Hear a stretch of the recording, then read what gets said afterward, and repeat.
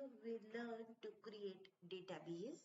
Then we created tables, and then we learned how to perform crude operations in table, and we insert a data inside a table named customer. You can see that I have created a database named cold storage, used this database and created three tables: customer, item and storage. After this, I write a query so that I can insert data inside a customer table.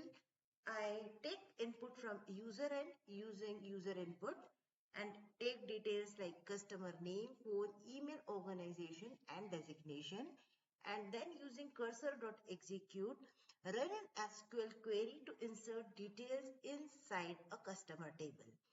And once the details are inserted, I committed it and then print customer data inserted.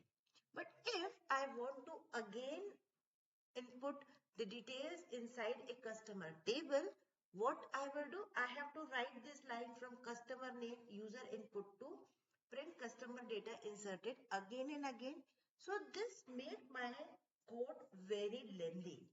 So what I can do, I can reduce the length of code by writing functions. What functions help us? Function help us to avoid repetition of code, and it make our code reusable, clean and easy to manage. So how we can write function? I want to write a function for inserting data inside a customer table.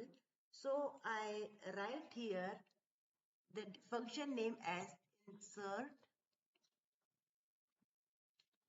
customer followed by opening and closing bracket and colon. And before this, I will write keyword def. I will write def insert customer, and as Python has to be follow indents, so I will give indent here, and thus I am able to create my function. So this is my insert data function of a customer. Now, once a function is created, I need to call it somewhere. So here I will call this function as insert. First, I will print that I am calling a function.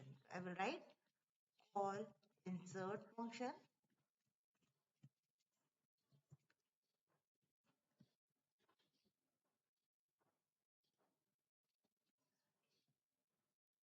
customer function, and then I call this function here as insert and then opening and closing bracket, and then I will print function calling completed. In this way, I create a function, I write a function, I call it, perform the. So let us run this program. Here you can see I call insert customer function. It asks me to enter a customer name. So I will say it as Ramesh Singh Solanki, the name of my customer. Then I enter his phone number. Then I enter his email.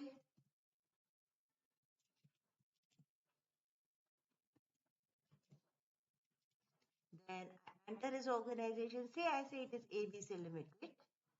And then I enter his designation as a manager. And then my customer data get inserted and function calling is completed. Let us check it here in my cold storage data. You can see that my detail Ramesh Singh Solanki get inserted here when I call this function. Now we learn how to create a function and call it.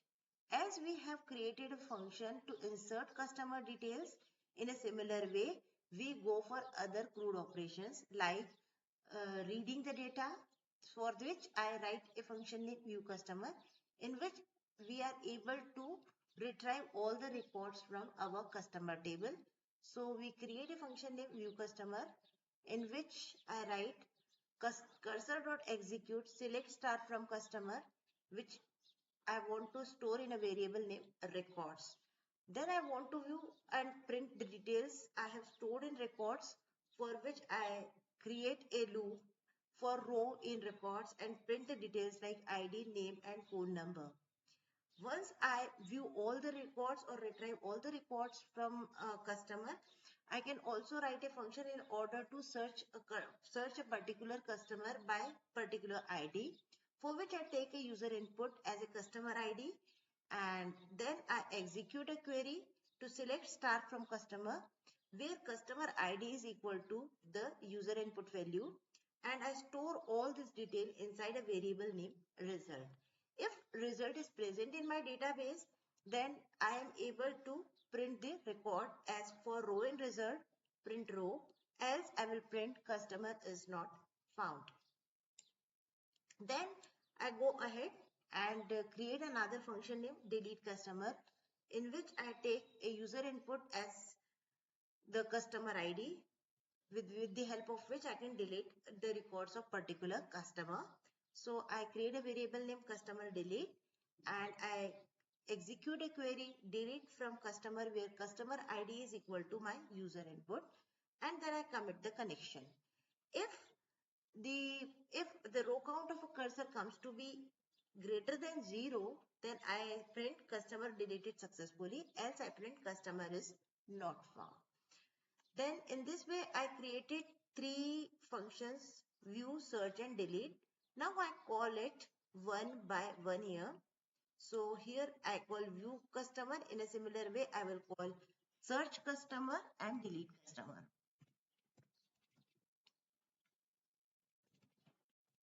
and delete customer. And we run this program here,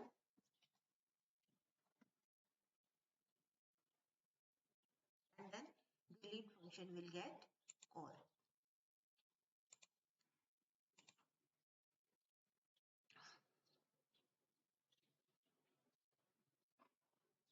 I will enter a customer name, query, and her phone number, and her email, her organization, and her designation, and then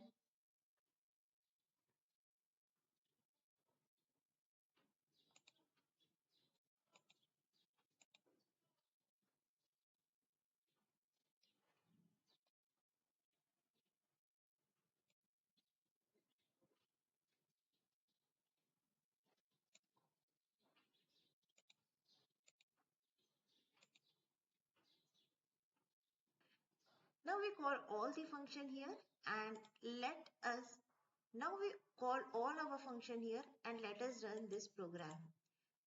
So you can see that I first call a function named insert customer, which asks me to enter customer details. So I will enter here detail as Pravesh, his phone number, his email ID, then his organization and his designation. Then the second function by default get called view customer. Then third function I have to search the details of customers. So as you see that I have already a SQL with me, so I search for say customer number 13. So I search here for customer detail 13. So here customer detail is Prakash Sharma. You can see here also the Prakash Sharma details are seen over here. Then it asks me to delete a particular customer. So suppose I want to delete customer number 16. I delete this detail. So I delete this detail and customer get deleted successfully, and I again search for this customer detail, and you can see that customer number 16 is not present here. So in this way we are able to create all four operations for our customer table. As you have created the operation for customer table, similarly you can create an operation for your item tables also. Then third, and these CRUD operation for our customer table. In a similar way we can create CRUD operation for our item table.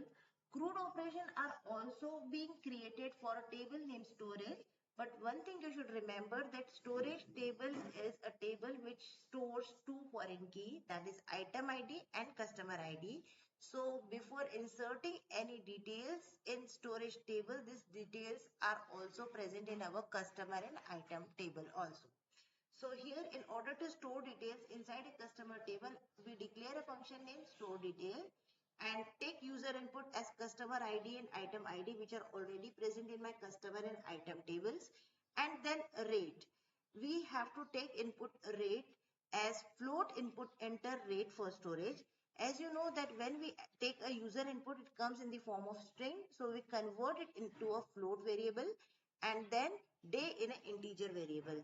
Then total cost is product of rate and day we store in total cost, and then using cursor.execute insert in our MySQL, and then we commit the correction and print value added in storage table. Now we view the storage details. So we write a query to select star from storage and store in a variable named result, and using for loop we print the result. So we call this function here as storage details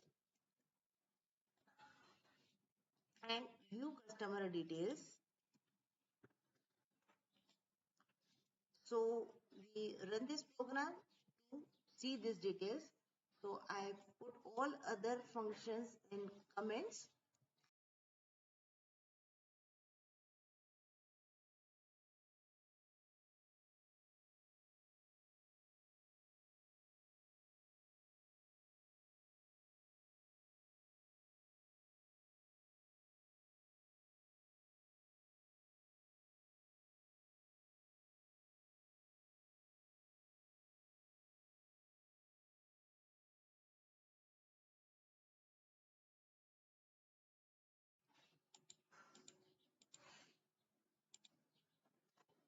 So when I run this program, it first calls to insert the detail inside our storage table. As you know that we have number of customers with me, so we have customer number 21. So I write here customer number 21 here. I have number of items stored with me. So I have a say item number 3 with me. Item ID is 3. Store it inside it. I want to get the rate of the storage. So I write 4.5%. And I want to enter it for 56 days. So you can see that these details get added successfully in our table, and you can see item ID 21, rate 3, day 4.15, total cost. In this way we learn how to create a function and logic for our crude operations in our cold storage management system. Now we learn how to convert this function into a menu driven program, which we learn in our next video.